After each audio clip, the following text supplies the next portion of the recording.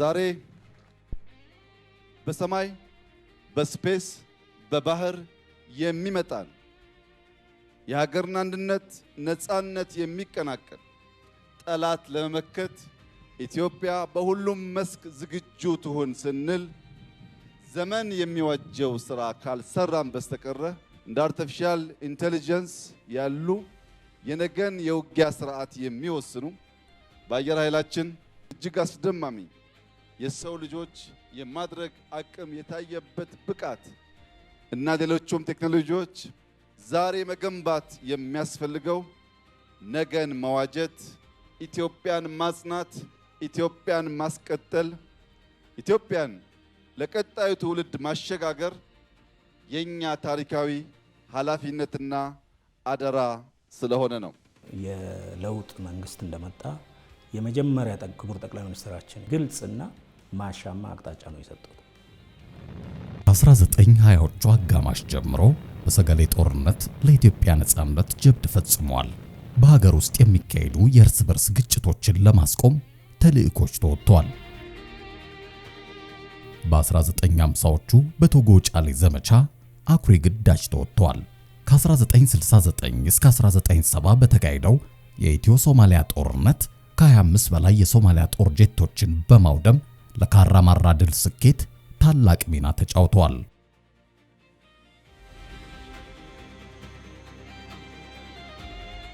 ከ1988 ጀምሮ በጸረ ሽብር ዘመቻዎች መስዋዕትነት ጭምር በመክፈል አኩሪ ገድል ፈጽሟል። ከ1990 እስከ 1992 ዓ.ም በተካሄደው የኢትዮ ኤርትራ ጦርነት የአየር የበላይነት ጭምር በመቆጣጠር ኢትዮጵያ ላይ የተቃጣውን ወረራ በመቀልበስ በመስዋዕትነት የደመቀ ድል አበርክቷል።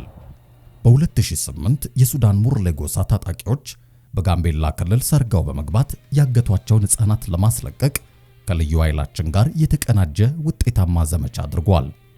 ከ2008 እስከ 2011 ከአሚሶም ከሶማሊያ ብሔራዊ ጦርና ከልዩ ኃይላችን ጋር በመቀናጀት የሽብር ቡድኖችን አከርካሪ ለመስበር የኮንቮይ ጀባና የሰራዊት ቅይር ግዳጅ ያለምንም እንቅፋት እንዲከናወን አድርጓል።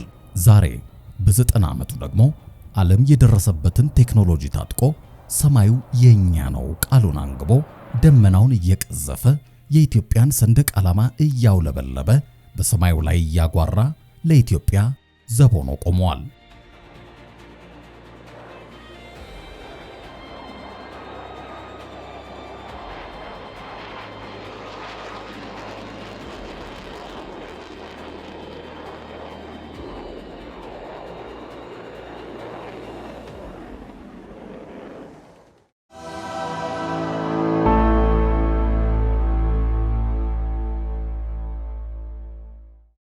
ከ90 ዓመታት በፊት ኢትዮጵያ ወደ ሰማይ አማተረች። በዓለም ላይ የአቪዬሽን ቴክኖሎጂ በጀመረ በ17ኛው ዓመት ኢትዮጵያ በ1912 ቴክኖሎጂውን ወደ ሀገር ቤት ብታስገባም ሳትጠቀምበት ቀረ። በዘመኑ በሰማይ መብረር በፈጣሪ ላይ ማመጽ በሚል የተሳሳተ አስተሳሰብ በውጭ ኃይሎች ጫና ጠንካራ ተቃውሞ ስለመጣ አውሮፕላኖቹ ከታሸጉበት ሳጥን ሳይወጡ ወደ መጡበት እንዲመለሱ ተደረገ። 8 ዓመት ቆይቶ ግና በ1921 ፓቴስ 25 ኤቱ የተሰኘ አውሮፕላን አስገባች። የመጀመሪያ ማረፊያውም በአዲስ አበባ ጃን ሜዳ ሆነ። በዚያው የኢትዮጵያ አቪዬሽን ልደትም ተበሰረ።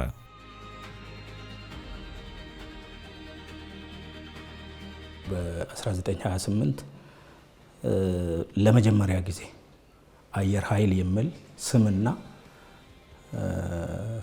የአየር ኃይል አዛዥ ኢትዮጵያ አየር ኃይል አዛዥ የተሾመበት አየር ኃይልም እንደ ስም ኃይል ብሎ የተቋቋመበት ስለሆነ ከዛ ጊዜ ተነስተን ነው አሁን አውሮፕላን የሚባለው የታጠቅነው። ግን ምናልባትም ወደ 100 ዓመት ይጠጋል።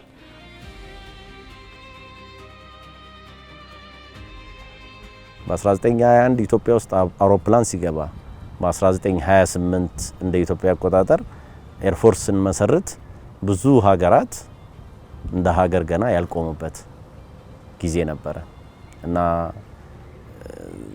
ትልቅ ሀገር የሚባለው በምክንያት ነው።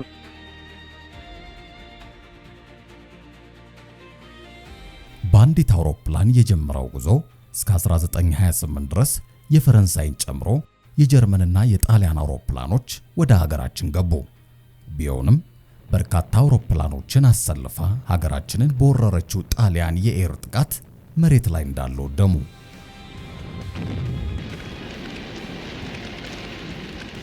ከጦርነቱ በኋላ በ1933 አየር ኃይሉን በአዲስ መልክ በተሻለ ብቃት ለማሳደግ ስራ ታስበው የአየር ኃይል አካዳሚ ተመሰረተ። በአውሮፕላን አካልና ሞተር ጥገና፣ በጦር መሳሪያ ጥገና፣ በኤሌክትሮኒክስ፣ በሜትሮሎጂ፣ በአየር ትራፊክና በሬዲዮ ኦፕሬተርነት ሙያ ማሰልጠን ጀመረ። በቀጣይም በዘመኑ ዝነኛ የነበሩ ዘመናዊ ተዋጊ ቦምብ ጣይ አውሮፕላኖች ከተለያዩ ሀገራት ተገዝተው ገቡ። ከ1953 ጀምሮ ወደ ጄት ቴክኖሎጂ በመሸጋገር የተለያዩ ትጥቆችን ታጠቀ። ከራሱ አልፎም የሌሎች ሀገራት አየር ኃይል አባላትን በማሰልጠን የአፍሪካ ምርጥ ተቋም ሆኖ ነበር።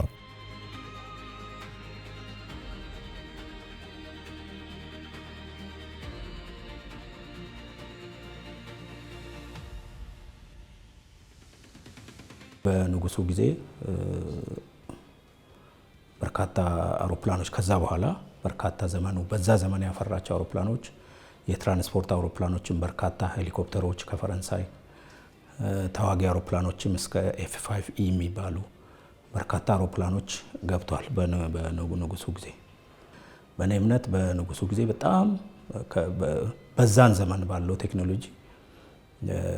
ቴክኖሎጂው ጥሩ እድገትም ስልጠናውም ጥራት ያለው ጥገናውም ጥራት ያለው በርካታ ስራዎች የሚሰሩት ኦፍ ኮርስ በውጭ ሀገር ዜጎች ነው። የቀረጹትም የስልጠና ካሪኩለሙን፣ የውጊያ ስርዓቱን፣ የማኔጅመንት ሲስተሙን የቀረጹት የውጭ ዜጎች ናቸው። ጥሩ አቅም ላይ የነበረ አየር ኃይል ነው።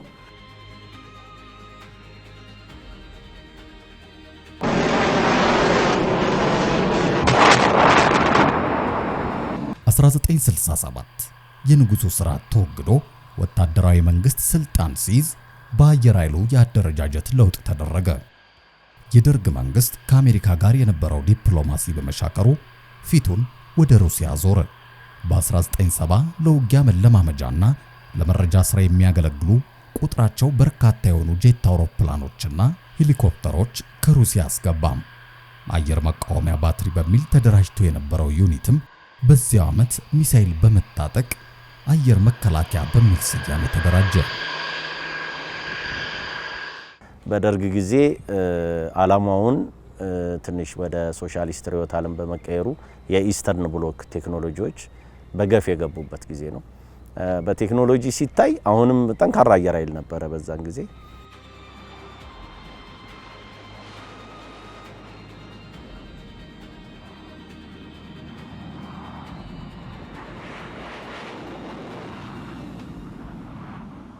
በራሻ አውሮፕላን በተሰሩ አውሮፕላኖች ነው በደርግ ጊዜ ስንዋጋም ትራንስፖርትም ስንል የነበረው።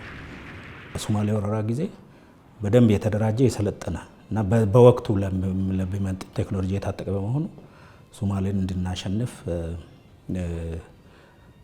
አጋጣሚ የፈጠረው የዚያድ ባሬ ጦር በከፍተኛ ደረጃ ወደ ኢትዮጵያ ክልል ገብቶ በነበረበት ጊዜ ከምድር ኃይሉ ጋር በመሆን ከፍተኛ ጀብዱ በመፈጸም ከኢትዮጵያ ክፍል እንዲወጣ ተደርጓል። በአየር ወደ ምድር ጥቃት እንዲሁም ከአየር በአየር ጥቃት ማለት ነው። በዘመናዊ ጦርነት የአየር በአየር ውጊያ ላይ አውሮፕላን መጥቶ ከጣሉት ከፍተኛ ታሪክ ካላቸው አየር ኃይል ውስጥ አንዱ የኢትዮጵያ አየር ኃይል ነው።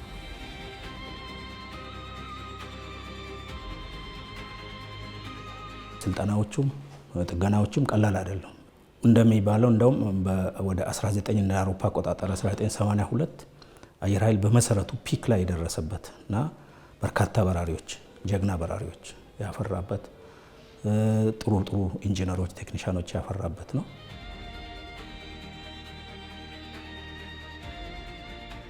ኢህአዴግ ሀገሪቷን ሲቆጣጠር ቶታሊ ነው የተበተነው። ይሄ ኃይል ቶታሊ ነው የተበተነው። መበተን ብቻ ሳይሆን ዛሬ አገሪቷ በፍጹም መልሳ ማግኘት የማትችላቸው ንብረቶች ወደ ጎረቤት ሀገር ተበተኑ፣ በራሪዎች ተበተኑ። ባዶ ሆነ ማለት ነው። ግቢ ቶታሊ ባዶ ሆነ። ከዛ ነው የተወሰኑ አውሮፕላኖች ተለቅሞ የጠፉት ጠፍቶ ወደ ሀገር እንደገና ማደራጀት የጀመረው በ80ዎቹ 84 85 86 መልሶ እቃዎቹን የመልቀም የተረፉ በህይወት የተረፉና የተገኙ በራሪዎች ኢንጂነሮችን የመመለስ እንደገና እንደ አዲስ የማደራጀት ስራ ተያያዝን ማለት ነው።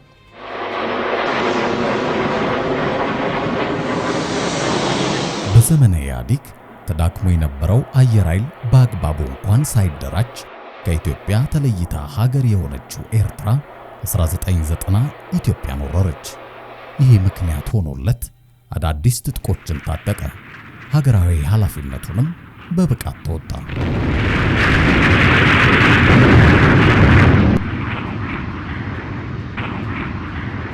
ሱ-27 ሱ-25 ሄሊኮፕተሮች ተጨምሯል። ይሄ ተጨምሮ ውጊያውን እውነት ለመናገር በጣም በተሳካ ሁኔታ ነው የተዋጋው አየር ኃይል። በጀግንነት ነው የተዋጋው የኢትዮ ኤርትራን ጦርነት። እኔም ራሴ ነበርኩበት። እሱን ተዋግተን ነገሩ መቋጫ ጦርነቱ መቋጫ ካገኘ በኋላ ችግሩ አልቀጠለበትም። እንደገና ደግሞ ወደ ማሽቆልቆል ጀመረ። ምክንያቱም የጥገና ስርዓቱን ጠብቆ መቀጠል አለበት። ያ አልቀጠለም። እያሽቆለቆለ በጣም አደገኛ ሁኔታ ላይ ደርሶ መጨረሻ ለውጡ ደግሞ የአዲሱ መንግስት መጥቶ እንትን እስከምል የማሽቆልቆል ጉዞ ነው ብዬ ነው የምወስደው ነው በግሌ። በቁልቁለት ጉዞ ላይ የነበረው አየር ኃይል በ2010 የመጣውን ሀገራዊ ለውጥ በኢትዮጵያ ልክ የሆነ ተልዕኮ የመፈጸም ብቃቱን ያሳደገ ዘመኑን የሚመስል ቴክኖሎጂ አደረጃጀትና አካሄድ እንዲኖረው የሚያስችል አቅጣጫ ተቀመጠ።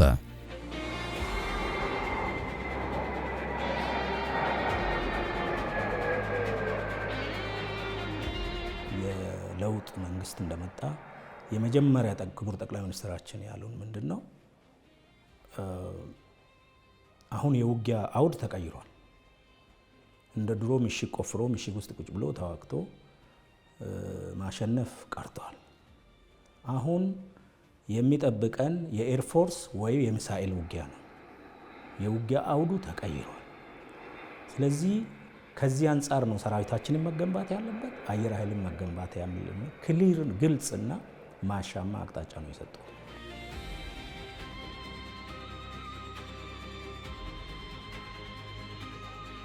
ከለውጡ በኋላ ቪዥናችን መቀየሩ አንድ፣ ሁለት አቅም ማሳደግ። ይሄ አቅም ሲባል እንግዲህ በትጥቅም በሰው ኃይልም ማለት ነው። ይሄ ነው በጣም ትልቅ ስራ የተሰራበት። ሶስተኛው ስነ ልቦና ነው፣ የሰራዊት ስነ ልቦና ማለት ነው። እንግዲህ ቪዥኑ ወይንም ደግሞ ራዕዩ የተቀየረው ሰራዊት የአንድ ሀገር የመጨረሻ ምሽግ ነው ተብሎ ነው የሚታሰበው።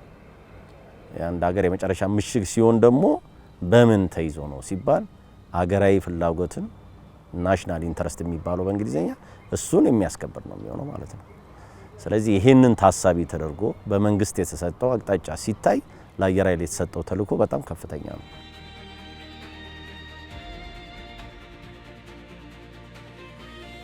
የመጀመሪያ ዲቫይስ ያደረግነው የሰው ኃይል ነው። ቴክኖሎጂውን ቢመጣ ሁሉም ነገር ቢመጣ የሰው ኃይል ካልሰለጠነ የሰው ኃይል ካልበቃ ትርጉም የለውም። ከፖለቲካ ከብሔርተኝነት እና ከዘረኝነት ከሃይማኖት ከሶስቱ የጸዳ ጀግና ስለ ሀገሩ የሚያቅ ስለ ተቋሙ የሚያቅ ሰው መፍጠር ማለት ነው ዝንባሌ ስንለኛ። ሁለተኛ ሰው ኃይል የሚገነባበት ፕሮፌሽን ነው። ኢንጂነር ከሆነ the best ኢንጂነር ነው መሆን ያለበት። ፓይለት ከሆነ the best ነው መሆን ያለበት። እኛ አሁን የምንለው ፓይለት አይደለም። እኔ የምለው ማስመረቃቸው ኮምባት ፓይለት ነው የምለው። ኢንጂነር ከሆነ ኮምባት ኢንጂነር ነው መሆን ያለበት። ሁለቱን ሲደምሪ የሰው ኃይል ተገነባ ማለት ነው።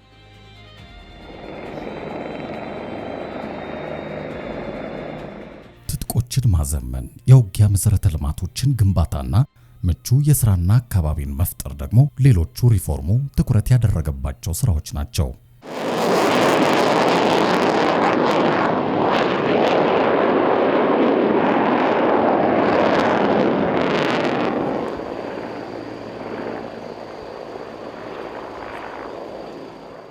የውጊያ መሰረተ ልማት ደግሞ በአንድ ቦታ ብቻ ሳይሆን በተለያዩ የሀገሪቱ ክፍሎች እንዲኖር አድርገናል።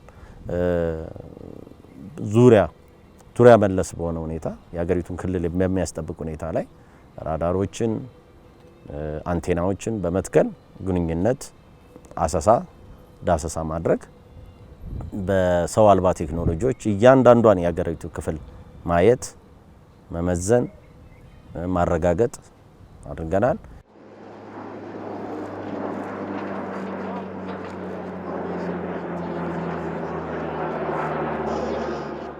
በአየር ኃይል አካዳሚ ተዘግተው ዓመታት ያለፋቸው የስልጠና ዲፓርትመንቶች ተከፍተዋል። ተቋሙ ዛሬ አናሎግ የነበሩ የውጊያ ትጥቆች ወደ ዲጂታል ቴክኖሎጂ ቀይሯል። የአውሮፕላንና የድሮን አንጋሮች ተገንብተው አገልግሎት እየሰጡ ይገኛሉ። ኔቶ ስታንዳርድ ዘመናዊ ማሰልጠኛ አውሮፕላኖች ታጥቀዋል።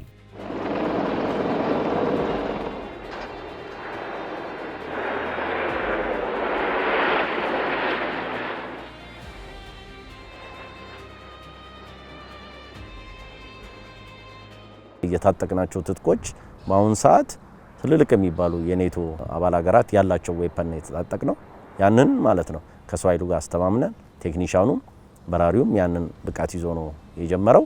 ልክ ከትንሿ ጀምሮ እስከ ላይ ድረስ ትንሿም ማለት የመጀመሪያው አውሮፕላን ጀምሮ እስከ ላይ ድረስ ባለው በኔቶ ስታንዳርድ የተጠና ብቃት አዳብረናል። ኔቶ ስታንዳርድ የምንለው ለምንድን ነው? በብቃት መስፈርት በአየር ኃይል ብቃት መስፈርቶች አንዱ እንትን ስለሆነ ነው እንጂ በሌላውም ስታንዳርድ በአጠቃላይ በአየር ኃይሎች ስታንዳርድ ከፍተኛ ደረጃ የዲጂታል ቴክኖሎጂ ስታንዳርድ የደረስንበት ነው።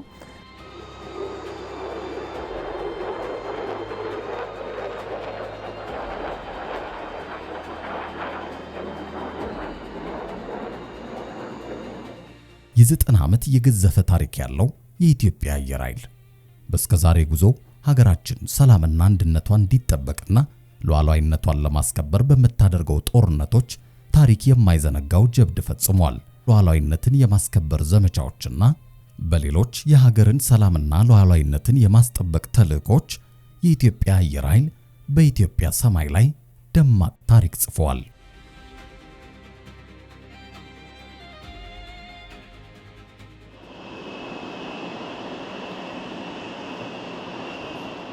በሀገር ቤት ሰላም ለማስፈን የውጭ ጠላት ሲመጣ የኢትዮጵያን ሉዓላዊነት ለማስከበር የሚተጋ ተቋም ብቻ አይደለም፣ በዓለም አቀፍ መድረክ ለሰላም ማስከበር ተልዕኮች ተመራጭ ሆኖ በስኬት በመፈጸም ረገድም ስሙ የገነነ ተቋም ነው።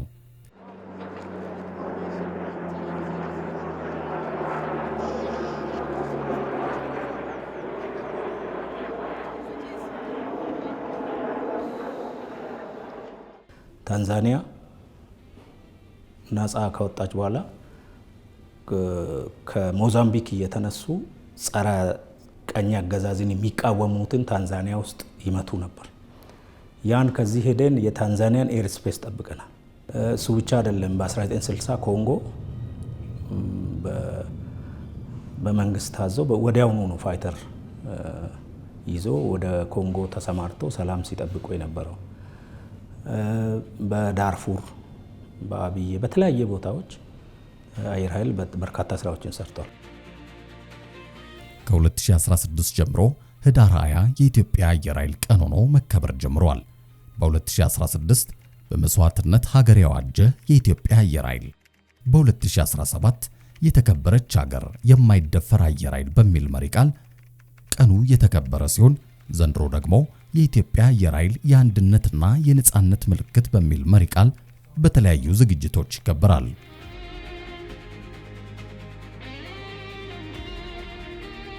የኢትዮጵያ አየር ኃይል እንደ ትናንት ሁሉ ዛሬም ሆነ ወደፊት የኢትዮጵያን ሰላም ለማደፍረስ ጦር ሰብቀው ድንበር ተሻግረው የሚመጡና ከታሪካዊ ጠላቶቻችን ጋር በመመሳጠር የሽብር ጥቃት ለመፈጸም የሚደራጁ የታጠቁ ኃይሎችን ከሌሎች የመከላከያ ጦር ክፍሎችና ከኢትዮጵያ ሕዝብ ደጀንነት ጋር በመቀናጀት በድልና በመስዋዕትነት ሀገር እንድትጸና ያደርጋል። በተጀመረው የሪፎርም ስራ በስኬት የከፍታ ጉዞ የጀመረው ተቋሙ በ2022 ከአፍሪካ ቀዳሚ አየር ኃይሎች ተርታ ለመሰለፍ የያዘው ራዕይ የሚያጠገብ ውጤት እየታየበት የአንድነትና የነጻነት ምልክት ሆኖ ይኖራል።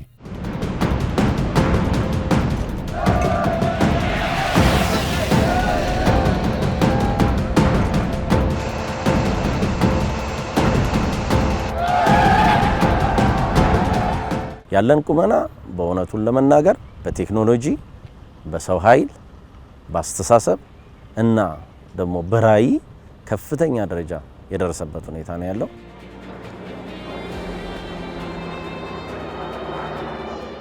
2022 እንደ ኢትዮጵያ አቆጣጠር ወይም 2030 እንደ ፈረንጆች አፍሪካ ቶፕ ኦፍ ኤርፎርስ ነው መገንባት ያለበት። የአፍሪካ የመጀመሪያ አየር ኃይል። በእርግጥ ክቡር ፊልድ ማርሻልም እንደሚሉት ከሶስቱ ውጪ ከሆናቸው አልሰራችሁም ነው። ቢያንስ ቶፕ 3 ውስጥ መግባት አለብን። እኛ ግን የምንሰራው ለአንደኝነት ነው ብለን ነው።